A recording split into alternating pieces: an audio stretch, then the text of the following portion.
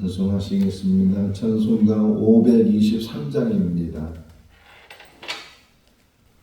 찬송가 523장은 어두운 죄악길에서 목자 없는 양같이 모든 사람 길 찾아 헤맨다. 자비하신 하나님 독생자를 보내사 너를 지금 부르니 나오라. 이때라 주의 긍휼 받을 때가 이때다.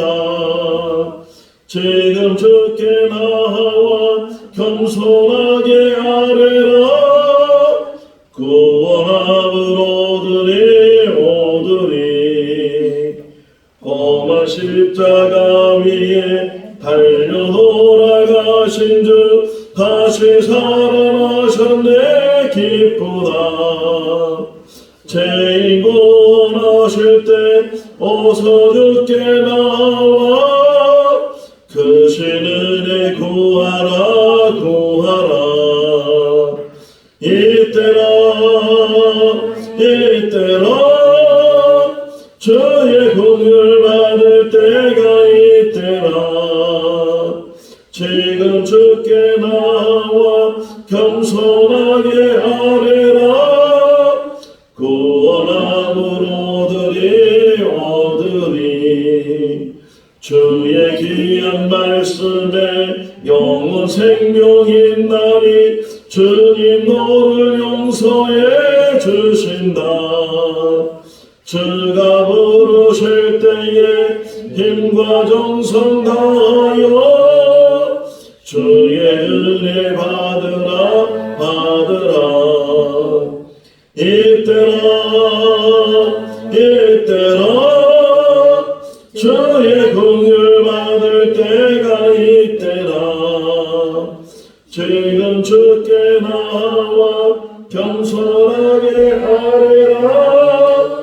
구원함을 오드리 세월 빨리 흐르고 세상 친구 가는데 너의 영혼 오늘 밤 떠나도 주의 구원 받으면 천국에서 영원히 주와 함께 살리라.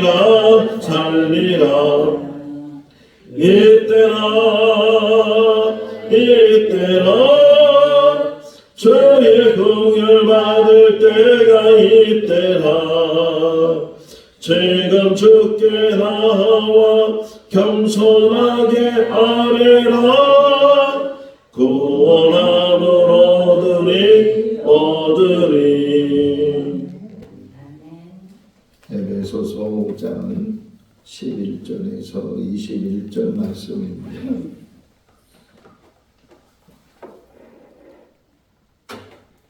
에베소서 5장 11절에서 21절 말씀. 너희는 열매 없는 어둠의 일에 참여하지 말고 도리어 책망하라. 그들이 은밀히 행하는 것들은 말하기도 부끄러운 것들이라. 그러나 책망을 받는 모든 것은 빛으로 말미암아 드러나나니 드러나는 것마다 빛이니라. 그러므로 이르시기를 잠자는 자여 깨어서 죽은 자들 가운데 있을지어 이 그리스도께서 너희에게 비추시리라 하였느니라. 그런즉 너희가 어떻게 행할지를 자세히 주의하여 지혜 없는 자같이 하지 말고 오직 지혜 있는 자같이 하여 세월을 아끼라. 내가 악하니라. 그러므로 어리석은 자가 되지 말고 오직 주의 뜻이 무엇인가 이해하라. 술 취하지 말라. 이는 방탕한 것이니 오직 성령으로 충만함을 받으라. 시와 찬송과 신령한 노래들로 서로 화답하며 너희의 마음으로 주께 노래하며 찬송하며 범사에 우리 주 예수 그리스도의 이름으로 항상 아버지 하나님께 감사하며 그리스도를 경외함으로 피차 복종하라. 아멘. 할렐루야. 아멘. 오래전에 본 기억이 나는 것 중에 하나가 높은 그 건물을 철거를 하는데 그 철거하는 장면이 눈에 선하게 기억이 남았어요. 어떻게 하냐면 곳곳에다가 폭약을 설치를 하고 그리고서 스위치를 탁 누르니까 그 높은 건물이 순식간에 푹 가라앉더라고요. 높은 건물이. 그러면서 오늘 새벽에 이 말씀을 묵상하면서 그 건물을 지을 때는 몇 년 동안 이렇게 지었을 텐데 무너질 때는 순식간에 무너지더라. 우리 인생도 마찬가지예요. 살아가면서 이 삶을 세워나간다는 것이 어려운데 그런데 무너지는 것은 한순간이다. 그러니까 마지막까지 조심하지 않으면 그래서 사도 바울이 계속 권면해 주는 거예요. 오늘 본문에서도 끝까지 너희는 어둠에 속하지 말고 옛사람에 속하지 말고 항상 새 사람이 되고 빛 가운데 거하고 빛의 사람이 돼서 빛 안에 있을 뿐만 아니라 본인이 빛이 돼서 빛의 열매를 맺어야 된다. 11절 말씀의 시작은 열매가 없는 자. 그러니까 구절에서는 빛의 열매는 여기 나오잖아요. 착함과 의로움과 진실함에 있다. 이렇게 설명하고 있는데 어둠에 속한 사람들, 아직도 옛사람에서 벗어나지 못하는 사람들, 그런 사람들에게는 열매를 찾을래야 찾을 수가 없다는 거예요. 우리 인생 속에서도 결국은 하나님 앞에 서게 될 것이고 하나님 앞에 서게 되면 어떤 열매를 가지고 가야 되는가 하는 것을 우리에게 말씀해 주고 있는데 이 땅에 산 날 동안 빛에 거하게 되고 빛의 열매를 맺는 그러한 삶을 우리가 살아야 된다. 도둑질하는 사람이 있는데 그 도둑질하는 사람은 많은 사람들이 보는 데서 할까요? 아니면 안 보는 데서 할까요? 안 보는 데서 하겠죠. 그 다음에 얘기가 그거예요. 12절 말씀 한번 읽어볼까요? 그들이 은밀히 행하는 것들은 말하기도 부끄러운 것들이라. 그래. 은밀히 행하는 일이 있다는 게 남이 모르겠지. 아무도 모르겠지. 그래서 행하는 일들이 우리 가운데도 있을 텐데 그런 모든 것들도 결국은 그 다음 얘기가 다 드러나게 될 것이고 혹이나 사람은 모른다 할지라도 하나님을 알고 계시다. 그래서 코람 데오라 그러잖아요. 늘 하나님 앞에 있는 사람이 되라. 요셉이 보디발의 아내가 유혹했을 때 내가 어떻게 하나님 앞에서 큰 죄를 지을 수 있겠는가 그렇게 이야기한 것은 하나님이 보였어요? 안 보였단 말이에요. 그런데도 불구하고 그 보디발 아내의 그 유혹을 뿌리치면서 옷을 잡아당기니까 그 옷까지 벗어 던져가면서 그 자리를 피했던 그 요셉. 그것 때문에 누명을 쓰고 감옥에 갇히게 되는 그러한 일이 일어났다 할지라도 요셉은 항상 자기가 하나님 앞에 있었다. 우리들도 늘 기억해야 되는 게 하나님 앞에 있다 하는 것을 기억해야 되는데 잊어버릴 때도 있고 알면서도 모른 척 할 때도 있고 설마 하나님이 이것까지 보시기위해서 하는 일들이 우리 삶 가운데도 많이 있는데 그런 모든 일들이 다 드러나게 되니까 은밀히 한 것 혼자 있다 할지라도 그 혼자 있는 것이 아니고 늘 하나님이 우리를 지켜보고 계시다 하는 것을 기억을 하면서 살아야 된다 하는 것을 우리에게 가르쳐 주고 있어요. 그러면서 이제 하는 얘기가 잠자는 자가 되지 말고 깨어있는 자가 돼서 지금 시대가 어떻다고요? 악한 시대다.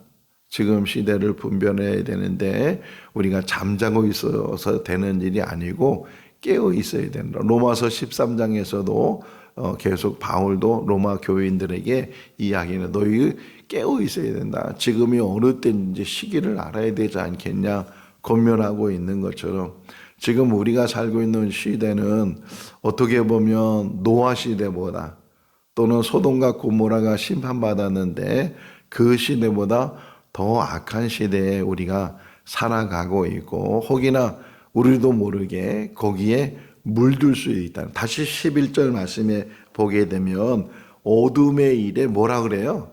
참여하지 마라. 이렇게 권면해 주고 있어. 오히려 그런 일들이 있으면 책망하고 다시금 견책하고 나도 각성하고 그래서 물들지 말라는 거예요. 아이, 세상 사람 다 악한데 뭐, 세상 사람 다 죄를 짓는데 뭐, 세상 사람들 다 저렇게 사는 건데 뭐, 나라고 뭐 이렇게 구별되게, 유별나게 내가 살 필요가 있겠는가. 그래서 거기에 휩쓸려서 자기도 모르게 거기에 동화돼서 그래서 거기에 살지 말고 그럼에도 불구하고 자기를 지키는 자가 되고 하나님은 항상 한 사람을 찾으시잖아요. 한 사람을 보시잖아요.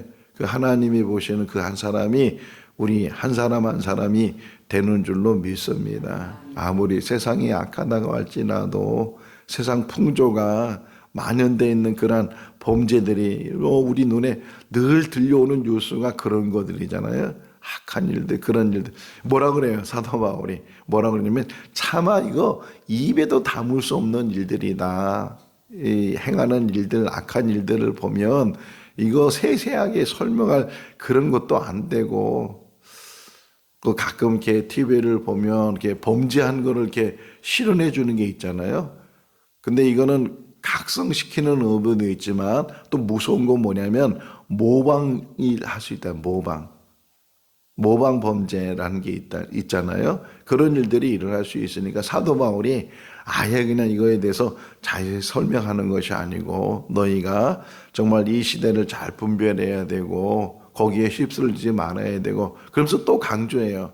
지혜 없는 자와 지혜 있는 자가 있을 텐데 너희는 지혜 없는 자에 속하는 자가 아니고 지혜 있는 자에 속한 자가 돼서 그래서 세상을 분별해라. 그러면서 세월을 아끼라. 때가 악하니라. 이렇게 설명하고 있어요. 세월을 아끼라. 우리가 정말 이 붙들 수 없는 거잖아요. 계속 시간은 흐르고 하루가 흐르고 한 주간이 흐르고 또 이제 더 이 보면 1년이 몇 년이 흘러서 지금까지 우리가 이렇게 살아왔는데 근데 이게 영어 성경에서는 뭐라고 얘기하냐면 기회를 놓치지 마라. 기회를 붙드는 자가 되라. 이렇게 표현되어 있어요. 우리가 살아가면서 주어진 기회들이 많이 있는데 그것을 기회라고 깨닫지 못하고 흘려버리는 일들이 참 많이 있다는 거예요. 오늘도 하나님께서 우리에게 또 새로운 기회를 주시고 또 붙들 수 있는 기회를 주시고 다시 변화되고 다시 시작되고 지금이라도 늦지 않았어요. 항상 하나님은 얼마나 은혜로우신 분인지 지금이라도 바르게 마음 먹고 바르게 결단하고 결심하고 그리고 변화되고 옛 것은 다 버리고 어둠은 다 버리고 오늘 이 시간부터 이 순간부터라도 다시금 나는 새 사람이 되겠습니다. 나는 어둠에 있는 것이 아니고 빛에 있겠습니다. 고린도후서 5장 17절 우리가 너무나 잘 알고 있는 말씀이잖아요. 그런즉 누구든지 그리스도 안에 있으면 새로운 피조물이라. 이전 것은 지나갔으니 보라 새 것이 되었도다. 그리스도 안에 있으면 새로운 피조물이 된다. 새 사람이 된다. 빛이 된다. 우리가 늘 날마다 새로워져야 되는데 우리가 이제까지 잘못 살았다 할지라도 혹이나 그럼에도 불구하고 하나님은 오늘도 우리를 사랑하셔서 다시 시작할 수 있는 기회를 주시고 다시 깨닫는 은혜를 우리에게 주시는 줄로 믿습니다. 자포자기하지 말고 나는 이렇게 살았으니까 이게 내 운명이야. 나는 내 맘대로 살았어. 내 생각대로 살았어. 내 뜻대로 살았어. 내 재미대로 살았어. 내 쾌락대로 살았어. 하고 싶은 대로 살았어. 그렇게 해서 자기를 어떻게 정당화시키거나 합리화시키거나 이유를 대거나 그런 것이 아니고 지금부터라도 오늘부터라도 이 순간부터라도 다시 새로운 마음을 가지고 바르게 살겠다. 하나님께서 뭐라고 했어요? 10절 어제 마지막에 하나님을 기쁘시게 하는 것.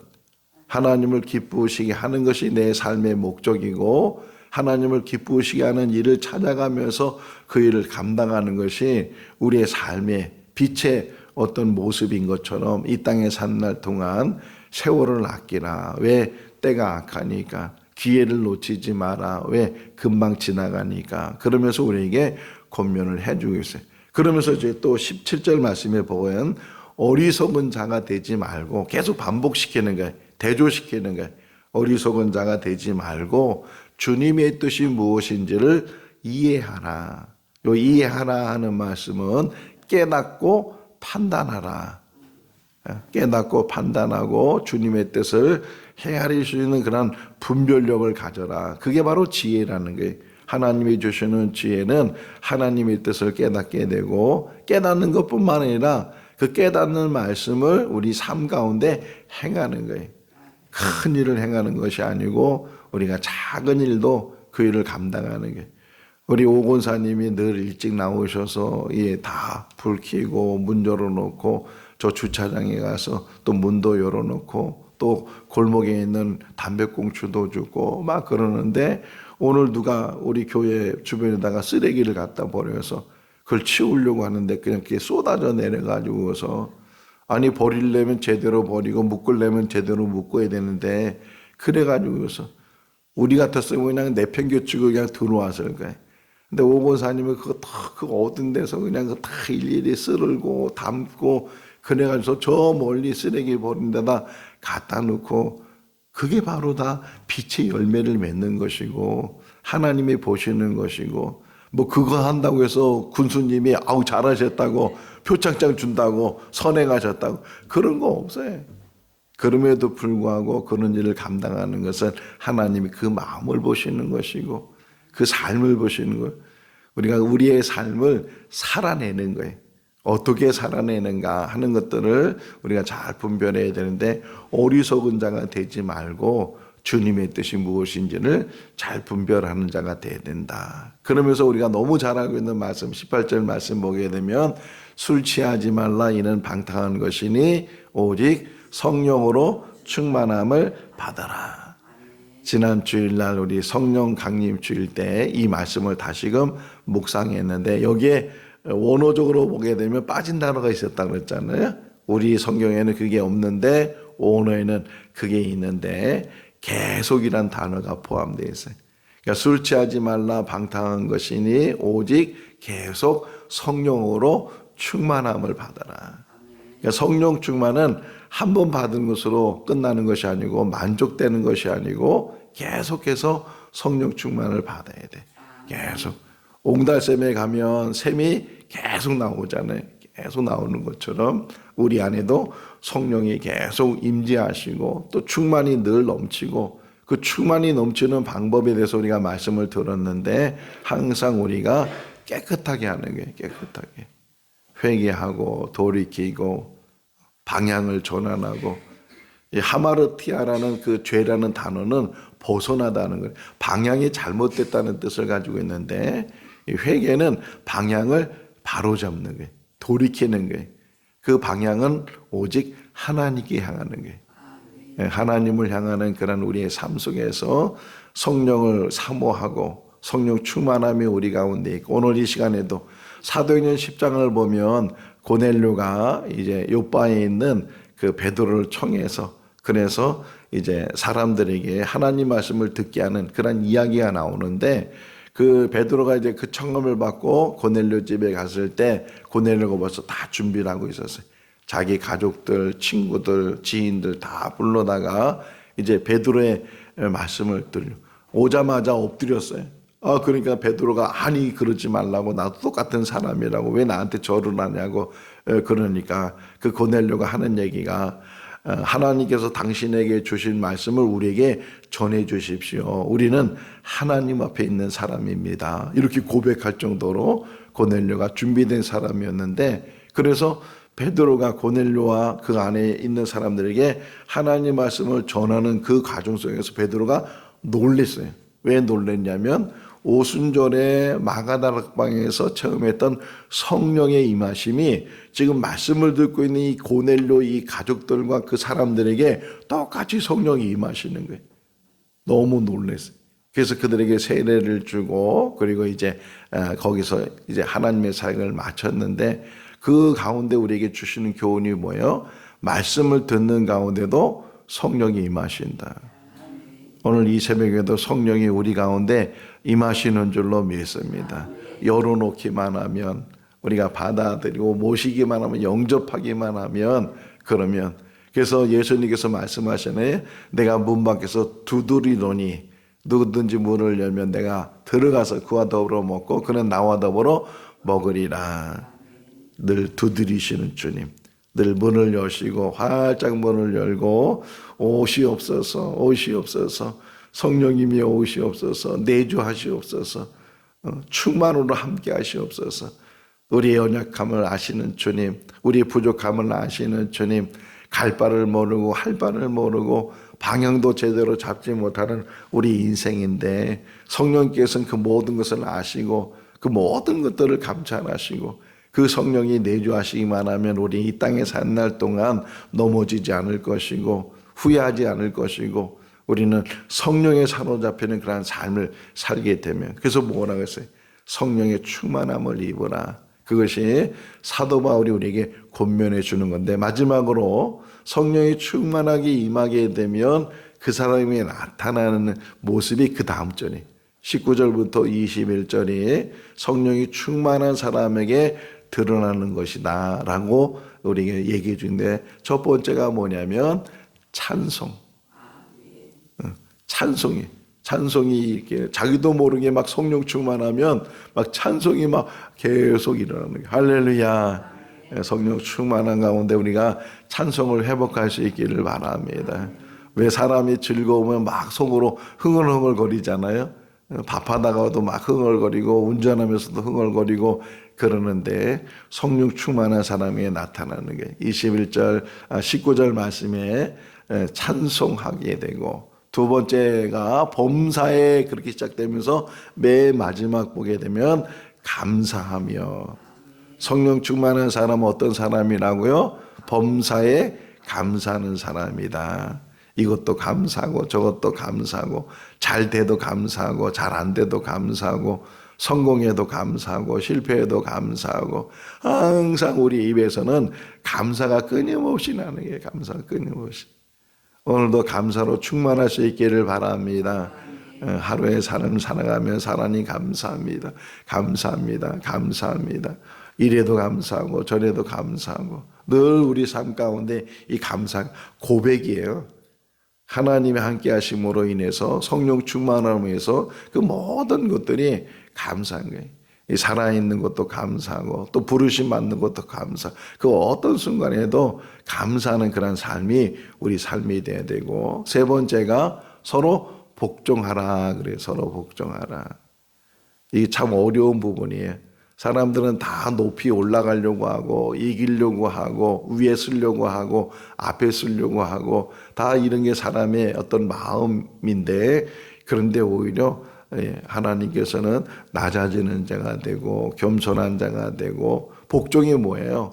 따라가는 거예요. 따라가는 것이고 나를 내려놓는 것이고, 복종할 수 있는 것은 자기를 내려놓지 못하면 어떻게 복종할 수 있겠어요? 자기 의견이 있고 자기 뜻이 있고 자기 생각이 있고 자기 판단이 있고 자기가 하고 싶은 의욕이 있고, 이런데 어떻게 자기를 다 내려놓고 그게 아닌데 그거 틀린 건데 뭐 이럴 때가 얼마나 많아요. 그런데 지금 이 권면하는 게 뭐냐면, 아무리 틀린 것이나 할지라도 혹이나 그것이 잘못된다 할지라도 항상 나를 내려놓고 늘 하나님 앞에 맡기면서 따라가고, 또 내려놓고 순종하고, 순종 안에 들어가잖아요. 그 복종이라는 단어가 아주 잘 표현된 것 중에 하나가 빌립보서 2장에 나오잖아요. 예수 그리스도께서는 십자가에서 죽기까지 뭐 했다고요? 복종하셨느니라. 자기를 내려놨는데 어디까지 내려놨어요?